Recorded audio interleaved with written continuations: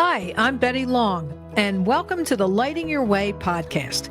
During Season 2, we are delving in deeper to the amazing lives and stories of nurses and other healthcare professionals from around the country. We will also be talking with a few of my nurse advocate colleagues at Guardian Nurses, and on occasion, even some real live patients. You'll get a behind-the-scenes peek at the healthcare system, as well as get advice on how to get the best care when you or a loved one is a patient. Among other celebrations, November celebrates Hospice and Palliative Care Month. While hospice may be better known and may be better understood, palliative care is not. Palliative care is specialized medical care for people living with a serious illness and is focused on providing relief from the symptoms and the stress of the illness. The goal is to improve quality of life for both the patient and the family. Provided by a team of specially trained doctors, nurse practitioners, nurses, and other specialists who work together to meet the needs of the patient, not on the patient's prognosis. It is appropriate at any age and at any stage in a serious illness, and it can be provided along with curative treatment. According to the Center for the Advancement of Palliative Care, in 2000, only 25% of our nation's hospitals reported having a palliative care program. The good news is that number is much improved. At last check, it was increased to 75%. Today, we talk with Coletta Hansen, a board-certified adult nurse practitioner and an advanced certified hospice and palliative nurse. Chris has been a nurse for more than 30 years, 17 of which have been as a nurse practitioner in palliative care. She shares her knowledge and experience with us in this episode. Good morning, Chris Hansen. Welcome to the Lighting Your Way podcast. Thank you for having me, Betty Long. It's a pleasure. Yeah, it's great. Thank you. I've been wanting to talk about palliative care for a while in season 1, and now thank you for your willingness to come on, because I think you have a lot to offer our audience, particularly about the fact that you're working in it. So tell me a little about you. You've been a nurse for how many years? Oh my gosh, 30 plus. Congratulations. Very long time, and a nurse. Thank you. And a nurse practitioner for 17 of those years. Wow. So you were one of the early birds, right? Nurse practitioners. I was. Yeah. We were. Yeah. Early. Yeah. Now there's so many of us. It's a phenomenal growing field. But yes, back 17 years ago, there was a lot less of us. Correct. So you were a pioneer even then. And listen, your timing for this podcast couldn't be more perfect. I don't know if you realize, but November is National Hospice and Palliative Care Month. So whether you intentionally or unintentionally chose the first week in November, you timed it very well. Very good. And tell me is there recognition? Is there what happens during that week?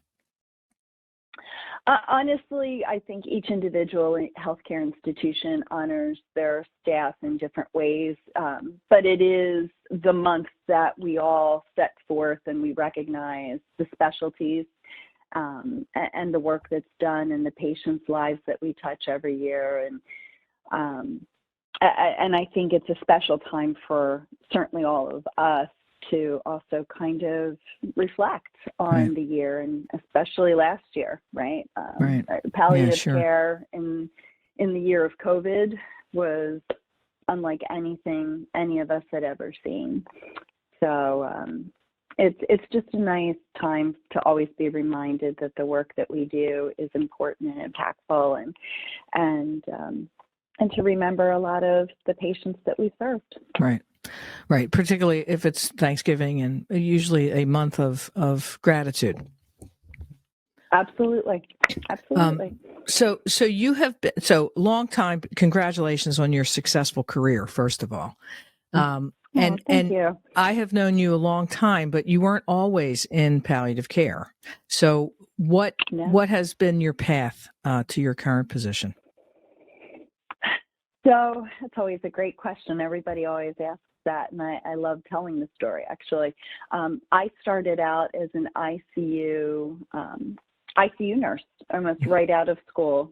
And when I was first a nurse, it was during the first nursing shortage. And so I can remember coming out of nursing school at, 21, 22, Right. and being a charge nurse and thinking, oh my goodness, I've got no business being Welcome a charge to nursing. Nurse, but you're in charge. Exactly. That's baptism by fire. But I started out in the ICU in a teaching institution. I loved it. I loved the camaraderie. I loved being with med students, residents, fellows, nurses. And I did that for a few years. And then I had a patient encounter that changed my trajectory forever. Back then was really before advanced directives were very prevalent and durable power of attorney for healthcare.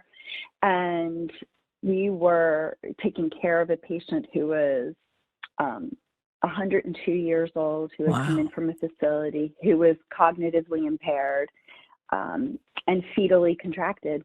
And wrists were contracted, knees were to the chest contracted, and she was declining rapidly. There was no family to find. There was no advanced care plan in her chart, and we had to code her. And as you can imagine, doing chest compressions on someone who's fetally contracted, it was terrible.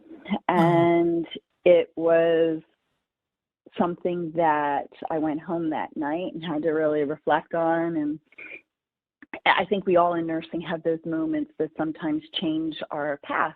Right. And it certainly was my path change. And as God would have it, about 2 weeks later in the paper, there was an ad for a hospice nurse. And it was the first hospice to be formed in our area. Okay. And I was like, it's a big change, critical care, right, from medicine, ICU to, yep. Right, big change. But I thought, oh my goodness, if I could have done anything differently to impact that woman's last moments, I would have done it in a heartbeat if there was even anything available to have done that at that time. And so I interviewed for the job, and I was only 23 at the time. And back then, it was very young to be a hospice nurse. They thought you really needed a lot more life experience. Right. But Priscilla had given me an opportunity, and I fell in love with holistic nursing care. I fell in love with journeying with people throughout their life-limiting illness and being there through it all. And then, as you know, as a nurse, we are then also asked in a specialty area when we would call and ask physicians, may we order this for Mrs. Jones, and may we do this for Mrs. Smith? And the doctors would always say, do what you feel is right. Do what you want to do. And I'm like, wow, I think I would like to go back to school and legally be able to prescribe whatever I would like and be able to be very autonomous in those decisions. And so that's what spurred me to go back and get my master's and become a nurse practitioner. And then actually fell in love with palliative care, because then I got to broaden not only the length of time I was with my patients. I have patients who have been on my service the entire time I've been at my current institution. Great. So to journey with them through their whole chronic illness and do all their symptom management and just goals of care with them together, but also to be an independent practitioner that works collaboratively with the healthcare team. And it just was the perfect fit for me. So palliative care I have been doing exclusively for the past 17 years. But before that, I was a hospice nurse, a hospice executive director, a hospice tri-state clinical coordinator and educator. I started a pain and supportive care of the dying program for another local hospital system. Wow. My roles have changed a lot over the years, but palliative care, as an adult palliative care nurse practitioner, is truly where my heart lies. Wow, that's a great story, Chris. And thanks to the 102, I'm sure you're thinking of her this month. 102. Wow. Absolutely. Wow. Yeah. That's great. What a great, that good for you. And I think surely you were led to this, because obviously you were led to nursing for a reason. But this sounds like somebody had picked you out to do hospice I and often palliative. think so. Right, Yeah, right. yeah. Especially the ad. I like the ad. When there were ads in the paper, like you're dating yourself to open up a. I know. Oh my gosh. And I still remember getting paper, getting the newspaper, right, and not finding it on my phone. Yep. Right. And I still remember the nursing magazines that would get delivered, and you'd flip through and, see who was hiring. Yep.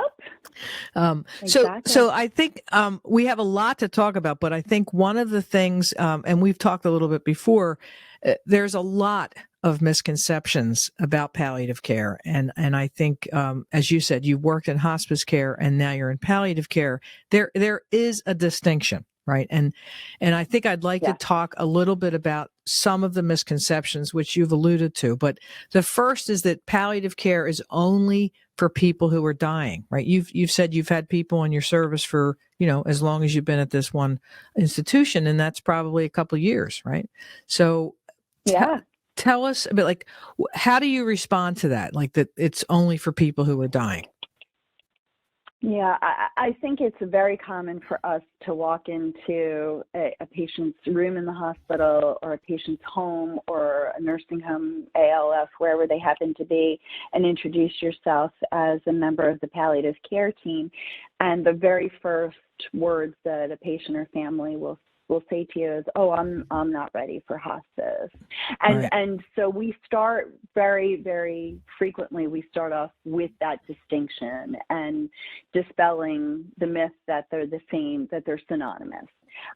What I like to say is hospice care is always palliative, but not all palliative care is hospice care. And what I mean by that is palliative care is a medical resource, a holistic team resource for anyone living with any chronic condition. It can be heart failure, cancer, dementia, COPD, any chronic condition that has symptoms that need to be managed, that have the need to have us introduced to help develop patient-centered, goal-directed care, meaning what are the goals of care for this patient and their family, and how do we make sure that we are not only medically meeting those needs, but from a resource perspective, putting things in place that help them live their life as fully as possible with a chronic condition. And we can be part of their care throughout any curative treatment that they want to have, journey with them through that whole trajectory, help make advanced directives for them when the conversations are not crisis conversations, when they're able to be thoughtful conversations and really start to get people comfortable with these discussions. And so certainly the earlier we get introduced as a palliative care team, the more beneficial for a patient and family. But yeah, I have patients who have been just diagnosed with a stage 1 cancer, but they're having very difficult to manage pain or nausea and vomiting. And so we'll get introduced then and help assist them with symptom management, maybe some initial goals of care. We may stay involved throughout their treatment, or sometimes we do such a bang-up job that we only need to be involved in a short period of time, make treatment recommendations, and are able to turn it back over to the specialist until they need us at a later time. Right. And I think that, hearing you talk about, symptom management and kind of holistic approach, it feels like palliative care should be consulted for everybody. Right? Anybody going through, right? It does. It's like, oh, I want that. right? I want symptom Yes. management. I don't want to be nauseous and vomiting. Okay, great. Where do I Yeah. sign up? Mm-hmm. So I mean, it's not that I like the distinction about the between the hospice care and the palliative care. And so, what do you think when you look at your current roster of patients? Do a lot of them have cancer? Is it a smattering of different diagnoses? What's the kind of look? What's it look like? No, it's a great question. No, and I think it's one of the other things I love so much about the field. I have some cancer patients. I have a lot of CHF, COPD patients. I have a lot of Parkinson's, dementia patients. I have end-stage liver failure. I have one patient who has a rare disease that only 1% of the entire population has. Wow. It is never the same day twice. I feel like it's very clinically challenging because it's not unilaterally focused. And no, I think that's the beauty of palliative care. You can have any chronic illness that sounds like you it. need help with. Mm-hmm. Right. So why is it that, I mean, do you feel like you have to be consulted, correct? So if you're working in an inpatient setting, a patient comes in, they're on service for, say, congestive heart failure or dementia, Parkinson's, any of those diagnoses that you mentioned. How do you how does your team get involved? Right. So and that's a really important question. So we are a specialist team. So think of us just like you would your cardiologist, your hepatologist, any specialist that you're seeing. I have additional certification. I'm not only an adult nurse practitioner, but I have additional certification as a certified hospice and palliative care nurse practitioner. And so we bill as a specialist, and therefore our initial consults have to be ordered by a physician, right? Okay. Just like they would be for any other provider. However, what often does happen is we will get a family who reaches out, or a patient themselves who do their own homework and their own research. Wow. And say, oh my gosh, I think this is exactly what I need. And they will call us directly and say, I want palliative care for my mother, for my husband, for my son. Wow. And we will talk to them, and we will then say, look, you just have to call your primary or your specialist just for them to put in the formal consult for us, but yes, Right. we can help you. So that is often how it does happen. Do you find in your career over the course, and certainly when you first started, it was new and probably not as well known or maybe accepted in the healthcare field. Do you find a lot of folks ask me about advocacy, like how do doctors respond to you? So I would ask you the same question. When are there physicians that are readily like, oh, this is great, yeah, sure, or there are still physicians that are reluctant to kind of consult palliative care? It's a really interesting mix, but I have seen it develop more fully over time. So I will say that there's a majority, because palliative care is more mainstream, because the Joint Commission, so if we're talking about an inpatient setting, right. Joint Commission really does require that palliative care be involved in many of the aspects of inpatient hospital care. Okay. It has to be part of people's oncology cancer committees. It has to be part of the quality improvement team. So I think it is much more recognized as a specialty and an integrated part of an inpatient system. Okay. I think outpatient is something that is more developing over time. Okay. And so you have some physicians who are a little more reluctant. Like like you said, Betty, we still hear from some physicians, oh, my patient's not ready for palliative care, because they also still think of it, right, as something that is just last 6 months of life. They think of it synonymous with hospice care sometimes themselves. Or they feel that some physicians still feel like if I'm having to defer to palliative care, then I'm failing at something. Yep. If I can't meet my patient's needs, if I can't manage their symptoms, then I am failing at something. I've had one physician say to me, Chris, I really think palliative care shouldn't even be needed to be its own specialty. We as physicians should be able to do this. And it was a little thought-provoking, because I feel like, yes, palliative care should be part of every physician training. It should be part of every nurse training. Sure. Coming up through nursing school from med school. And I think we're seeing more and more of that all the time. But to his point was, I can't believe that we need it as a specialty, but there is so much nuance to what we do. And I think the majority of physicians are very grateful for our engagement and very much want us to take the wheel. So when you're consulted in an inpatient setting, and the attending would consult palliative care, you're working as a consultant. You can still make orders, write orders for that patient. Does the attending have to approve them, or is that he's just kind of handing you the reins and saying, okay, make the orders? Right.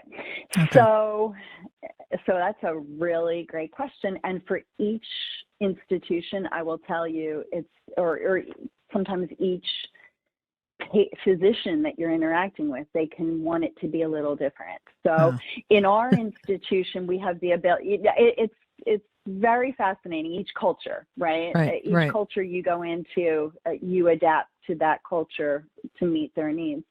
And I will say in our institution, we're able to write orders. I've always had the luxury of being able to be a consultant, and that the consults read, eval, and treat. I do that, and we communicate with the referring physicians and the specialties and the primaries. They're always in the loop. They're never blindsided about what we're doing. But I have been in certain nursing home facilities where they want us to be predominantly a consultant. We type up the consult, we communicate with them, but their attending of that facility has to make the approval or accept the treatment recommendations. Right. So each culture is a little different. Yeah. So you talked a little bit about outpatient. So is palliative care, because my experience is that mostly palliative care has been inpatient. You consult it, the palliative care team comes in, or I guess in a sense, when folks are getting oncology, cancer treatment, they can be offered palliative care as an outpatient. Is that true? Mm-hmm. Yes. So our institution does a really nice job for continuity of care purposes. So we have a team that follows people in the hospital. We have two providers who also run outpatient clinics, palliative care clinics. Okay. One of which is embedded in the oncology practice. Makes sense. Okay. And one of which is freestanding. So for patients who can get to clinic, then we have providers who can do that. And then I see patients fully outpatient. So I go to the homebound. I see all of the patients who can't get to clinic, who are truly homebound patients. I see them in assisted livings and in nursing home facilities as well. So That's we have great. the three arms that all talk and all communicate well together. And this way, whenever any of our patients are transitioning in between any of those services. So when they come into the hospital, it's not all new conversations. There's continuity of care. When they get discharged from the hospital to home, there's continuity of care. It's a very delicate, vulnerable time for these patients, and we really want to work hard to make sure that they feel tucked in, they feel cared for. Yeah, I mean that's the number one I think, problem in healthcare is that there's so many entities and communication suffers each time there's a transition. And, Very true. right. And particularly if you, like you said, you're vulnerable, you don't want any balls to drop. You want to make sure they're, as you say, tucked in or arms are wrapped around them. Chris, are palliative care services available for children? I guess that would be true, right? If they're having. Yes. So there are. I will say that our facility, we do not see a lot of peds. So we don't have a pediatric arm. However, most pediatric facilities all do. They all have a palliative care program. So your CHOPS, your St. Chris, your Nemours, they are, our local institutions that way. Okay. They do. Okay. Mm-hmm. Yeah, that would be another specialty. So tell me about. Let's talk about the team, right? So you have special certification in palliative care. What experience and qualifications do most of your colleagues have? Are nurses, they're physicians. Are they specially trained, or are they? Talk about a little about the team. Yeah. So we have two lead physicians on our team. Both of them are board certified in palliative medicine. I'm board certified in palliative care as well. One of the other nurse practitioners on our team is actually she's adult certified, but also acute care certified, so that she does all of the inpatient, referrals. She loves the hospital palliative care department, so she does that. Our chaplain is not certified, but has been doing hospice and palliative care for, like 15 plus years. Wow. Our social workers are not currently specialty certified, but also have been doing palliative care and hospice care, caring for those patients for, I think combined, like over 30 years combined. Wow. So people, not everybody does get certified in the field, but I do feel that clinicians themselves who are providing palliative care do take it that extra step and want that added certification. And there's a lot that has to be maintained for that. I mean, we have to have 75 hours of specialty CME unique to the field, not in addition to your, primary care certification, unique to the field. And so we have to do that. We have to recertify every 4 years. It's not just a, blessing that, yes, we know that you're doing this every day and we're going to give you your certification. There's a lot involved in it. And you said 75 hours. Is that per year or per certification period? So it's 150 hours per certification period. Wow. Yikes. And that's 4 years. It's a lot of CMA. Yeah, that's a lot. Right, exactly. Yeah. Wow. Yeah. All right. So here's a question I was thinking about. Like when you're working with a patient and then the family wants to get hospice involved, right? Mm-hmm. So you're working with someone who then the family, you say to the family, I think, our services might be more effective if we had hospice involved, or however you say it. When hospice is involved, does palliative care withdraw or do you stay involved? So that's a great question. And sometimes that's a hard thing for patients and families, right? They get used to you taking care of them for 8 years, and you've been part of their lives for a very long time. And we do not. We do the handoff. And because our institution is one that has 3 treatment arms, we have home care, palliative, and hospice that all oftentimes transition patients between all 3 of those service lines. We reassure our patients and the families that, hospice keeps us in the loop. We still really have a touch on them, but it's not in a formal sort of way. Hospice is more than capable of meeting their symptom management needs, their goals of care needs, and certainly hospice brings a whole lot more service to the table. Right. So we don't stay involved actively once that handoff occurs as far as providing care. Okay. But we do reassure them that we're always available if the patient wanted to talk. We don't just abruptly cut all ties. I think the one thing, though, that is important probably for patients and families to know is when we bring up in palliative care that we really feel like it's time to have that hospice discussion because they need more care support. Okay. They need that the whole team approach that is much more comprehensive. Palliative care in our program is nurse practitioner, chaplain, and social worker. Palliative care in our program, because we're a specialty service, doesn't have the home health aides, doesn't have the ability to cover the cost of their medication. Okay. All of the 24-hour on-call, I'll get in the car at 2 a.m. if you're not okay.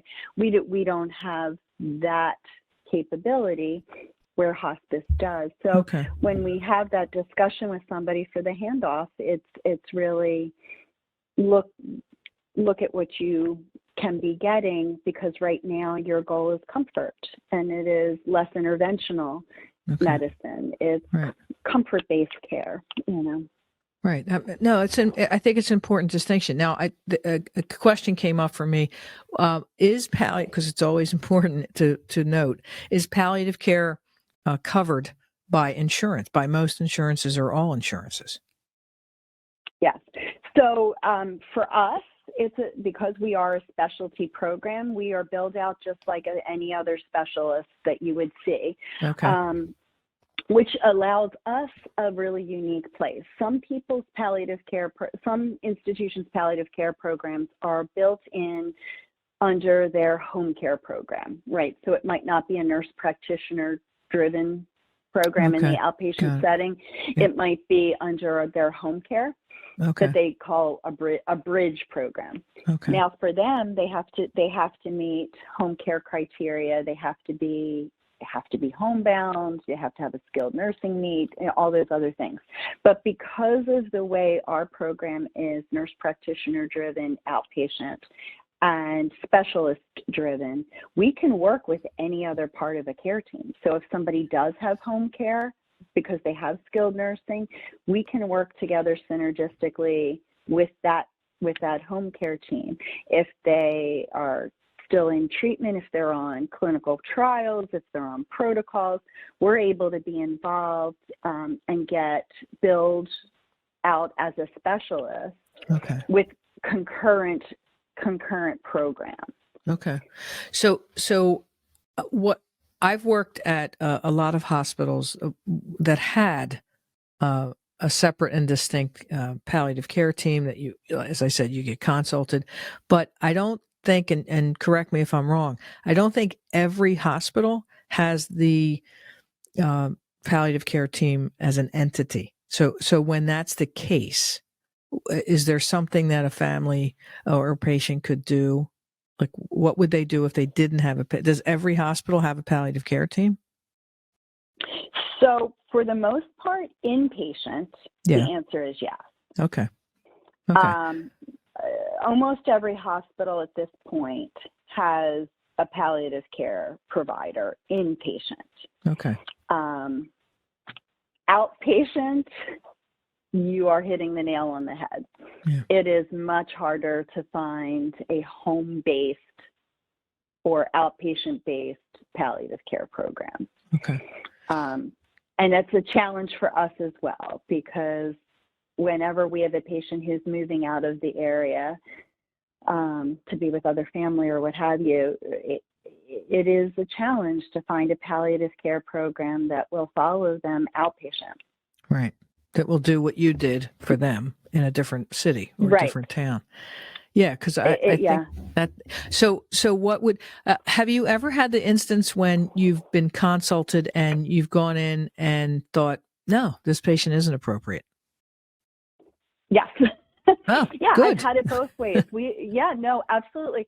We have gotten consults from physicians, and the issue really is, for us, what we do not do, because we were not set up to do, is chronic pain management, right?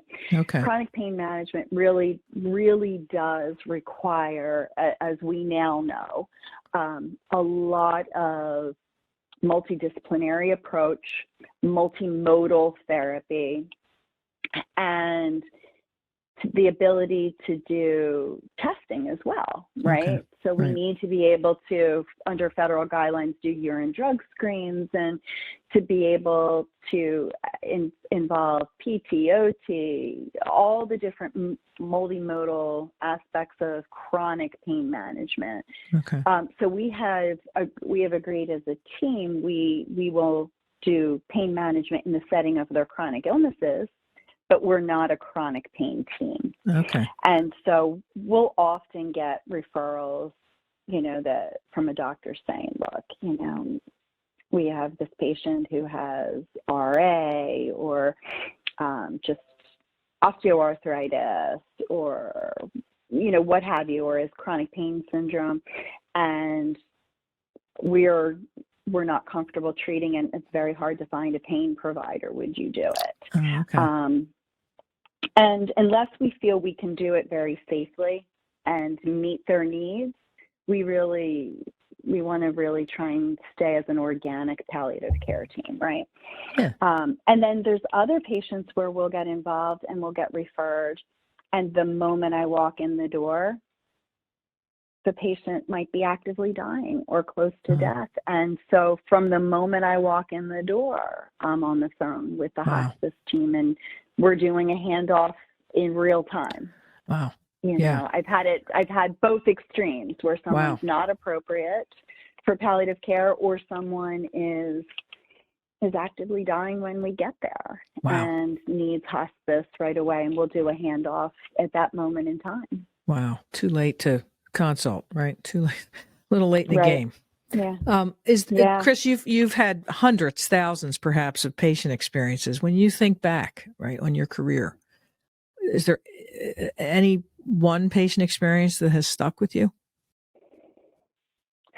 Oh my, there's so many. I know. I think tough question. I think probably it is, but I think, for us all as nurses, and you're such a huge patient and nurse advocate, Betty, and I love what your whole organization stands for, what you stand for. I think we would be really remiss to not just notice every patient encounter that we had over the last 18 months, doing palliative medicine in the time of COVID was the most gut-wrenching experience that I've ever had as a provider.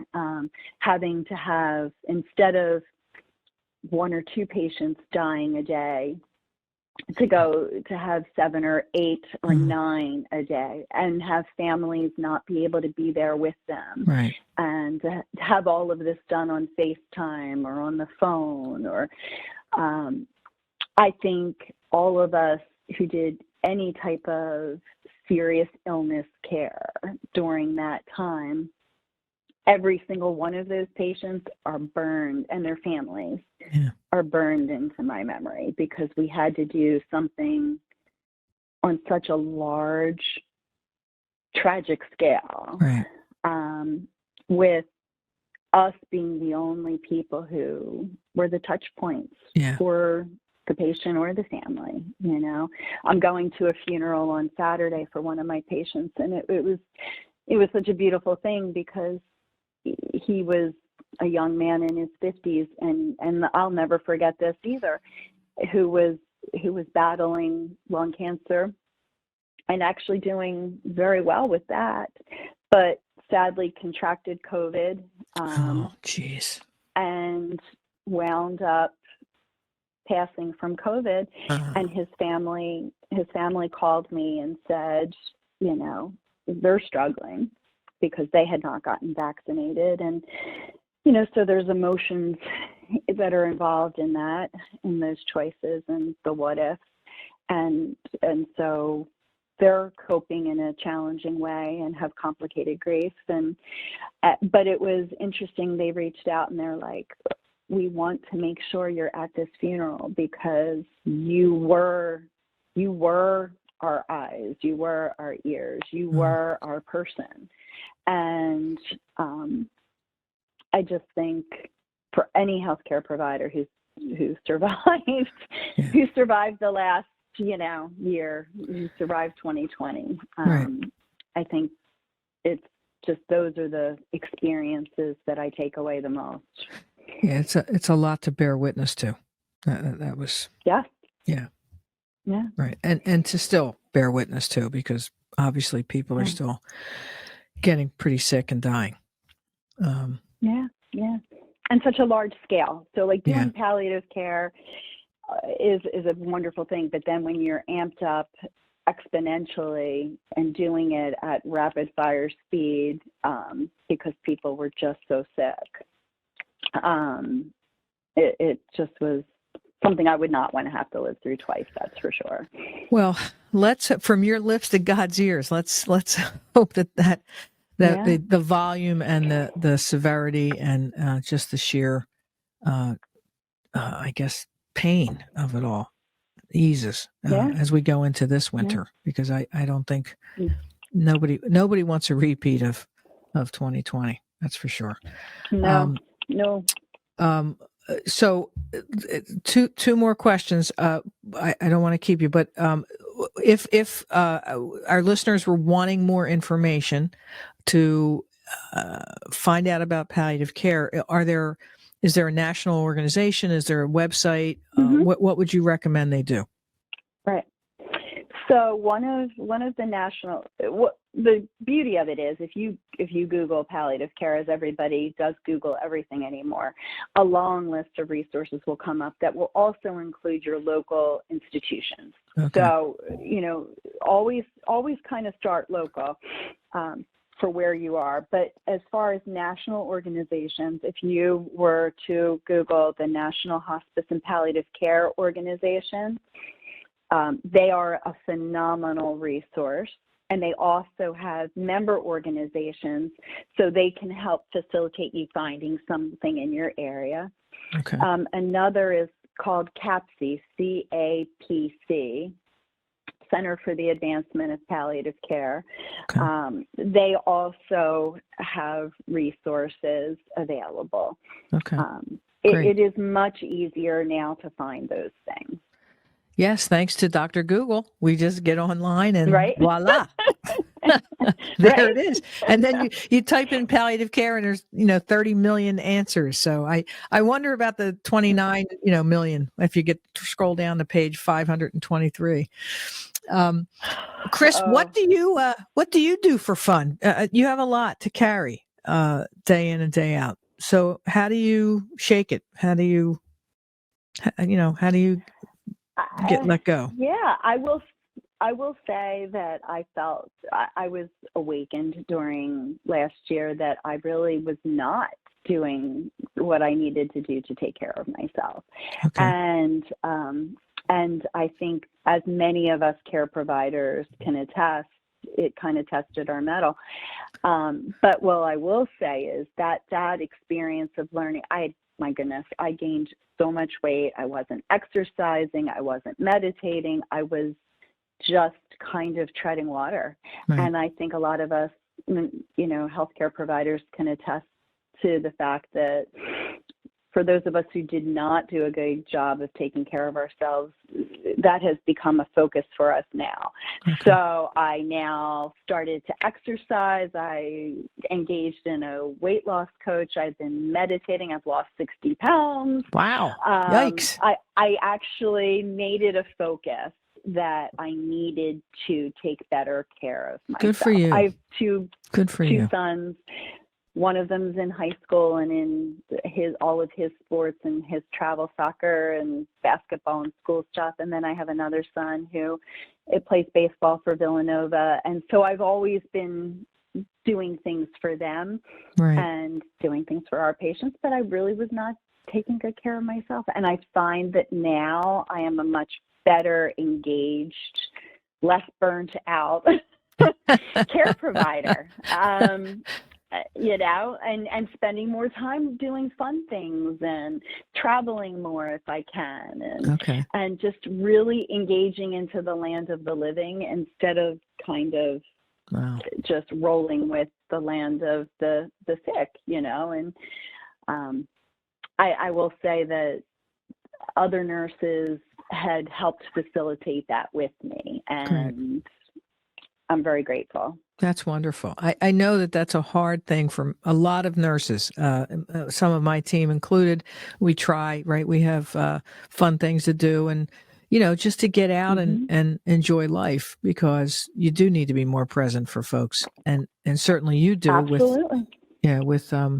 With the seriousness of your job. Because I said, it's a lot to handle. And certainly with COVID, I sure hope you have we all have a better winter, but certainly you have a better. Yes. Yeah, right? So. No, definitely. And listen, the other thing I really just, before we end, I don't know where your time is, but you had asked me before, what's the most important takeaway, right? What's the one thing we want to make sure that patients, families, care providers hear from this talk and from our palliative care experience? I really want to be able to say that the most important takeaway is conversation. I hope patients and families talk while they're healthy about how they feel about their health, what their goals for their care are, what is acceptable quality of life to them, what is not acceptable quality of life to them, to normalize these conversations early on when we're younger, when we're healthier, and to be able to have those talks with not only our family, but with our physicians, our nurse practitioners, our PAs, and to be able to sit and think about it a little bit, knowing that how we feel about things changes as we experience different illnesses, of course, and that it's an ebbing and flowing discussion, but talk. Don't let it get to the place where we're in the hospital and someone comes up to us and says, what would your mom want? What would your dad want? And we're left holding a bag saying, I don't know. We refuse to ever talk about it, Yeah. No, how many, right? That happens all the time. And I think for families going into this is an opportune time to suggest, not to be Debbie Downer, but at Thanksgiving, if people are gathered to have a conversation, maybe not around the dinner table, but certainly privately, like, what do you want? Right? Like, hey, Mom, hey, Dad. Right. How do you feel about your last months of life? I think that's important because you don't, as you mentioned that in your conversation, you don't want to have a decision made in a crisis, right? You don't want to have that conversation over a bedside in a hospital. Right. It's a very emotionally charged time, and you don't have a lot of time to think about it. Right. But I think knowing your loved ones is really important. Knowing what they want or wouldn't want is really important. And it does make that time, because it's going to happen for all of us, right? Yep. None of us are getting out of here alive, as they say. So it certainly will be something that happens to and for all of us, and we're all going to be confronted with it. It's so much better if we've been able to have discussions about it. Wonderful advice and a good way to end, and to wish you happy Palliative Care Month.